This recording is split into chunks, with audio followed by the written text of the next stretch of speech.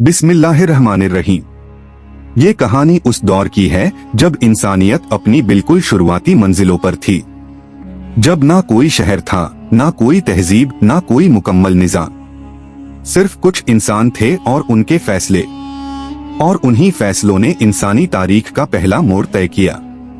जब जमीन पर पहला खून बहा, जब हाबील की मासूमियत को काबील की सरकशी ने कुचल दिया, उस लम्हे ने सिर्फ एक जान नहीं ली बल्कि इंसानियत को एक गहरे इम्तिहान में डाल दिया। फिजा में एक सन्नाटा था, एक बेचैनी थी, और इसी बेचैनी के दरमियान हजरत आदम अलैहिस्सलाम की निगाहें आसमान की तरफ उठती थीं। वो एक ऐसे वारिस की तलाश में थे जो इस बिखरती हुई नस्ल को संभाल सके, जो इंसान को सिर्फ जीना ही नहीं बल्कि सही तरीके से जीना सिखा सके। और फिर रहमत इलाही ने फैसला किया। अल्लाह ताला ने अपने बंदे पर एक ऐसा तोहफा अता फरमाया जिसे हिब्तुल्लाह कहा गया, यानी अल्लाह की तरफ से दिया गया खास इनाम। ये थे हजरत शीस अलैहिस्सलाम, जो सिर्फ हजरत आदम के बेटे ही नहीं थे बल्कि उनके इल्म, उनकी हिकमत और नूरे नबूवत के सच्चे वारिस थे। रिवायतों में आता है कि आपकी सूरत, आपकी चाल, आपका अंदाज, सब कुछ हजरत आदम से मिलता जुलता था। लोग जब आपको देखते तो उन्हें अपने वालिद की याद आ जाती और उनके दिलों को सुकून मिलता। आप लंबे कद के मालिक, मजबूत जिस्म के साथ एक वकार और संजीदगी से भरपूर शख्सियत थे।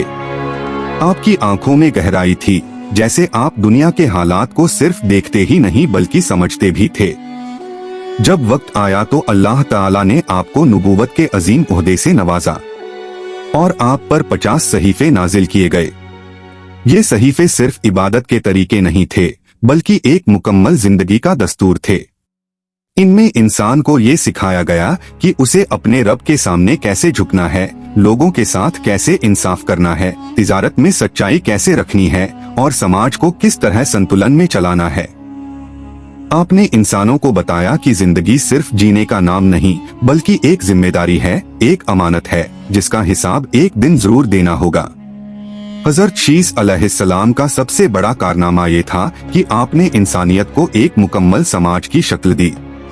आपने पहली बार लोगों को सिखाया कि जमीन को कैसे नापा जाता है, खेती कैसे की जाती है, मेहनत की कदर क्या होती है और हक़ मिल्कियत क्या होता है।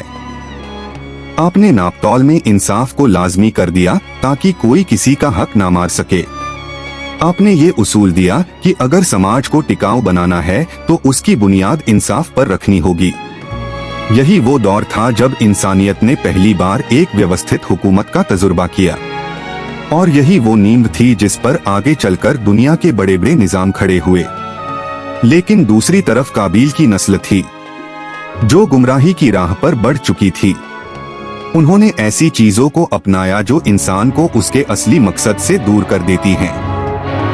नाफरमानी, गफलत और दुनियावी लालच, ये सब धीरे धीरे फैल रहा था। ऐसे में हजरत शीस अलैहिस्सलाम ने अपनी कौम को साफ हिदायत दी कि वो इस गुमराही से दूर रहें और अपने किरदार की हिफाजत करें। ये इंसानी तारीख की पहली नजरिया की सरहद थी जहां हक और बातिल को अलग अलग कर दिया गया। आपका दौर सिर्फ रूहानियत तक महदूद नहीं था बल्कि इल्म और तरक्की का भी आगाज था। आपने इंसानों को वक्त की अहमियत समझाई, सितारों की पहचान सिखाई, महीनों और दिनों का हिसाब बताया, जड़ी बूटियों से इलाज के तरीके बताए और लिबास पहनने के उसूल भी सिखाए। आपने ये साबित किया कि इल्म ही इंसान को अंधेरों से निकालकर रोशनी की तरफ ले जाता है। आपकी हुकूमत में इंसाफ का बोलबाला था। जो भी गलती करता उसे सजा मिलती, लेकिन वो सजा बदले के लिए नहीं बल्कि सुधार के लिए होती थी।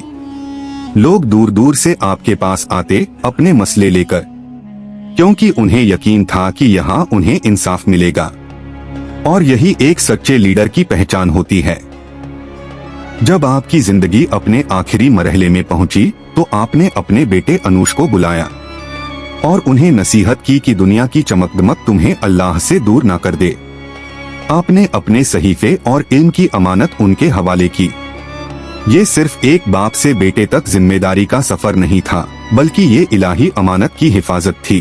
हज़रत शीस अलैहिस्सलाम की जिंदगी हमें ये सिखाती है कि असली लीडर वही होता है जो अपनी कौम को सिर्फ रास्ता ही नहीं दिखाता बल्कि उन्हें मकसद भी देता है। असली कामयाबी सिर्फ इस दुनिया में नहीं बल्कि आखिरत में है और एक मजबूत समाज हमेशा इंसाफ, इल्म और ईमान पर खड़ा होता है। यही वजह है कि ये कहानी सिर्फ माजी का हिस्सा नहीं बल्कि हर दौर के इंसान के लिए एक आईना है। अगर आपको ऐसी रूहानी और मालूमाती कहानियाँ पसंद हैं तो चैनल को जरूर सपोर्ट करें। अल्लाह हाफिज।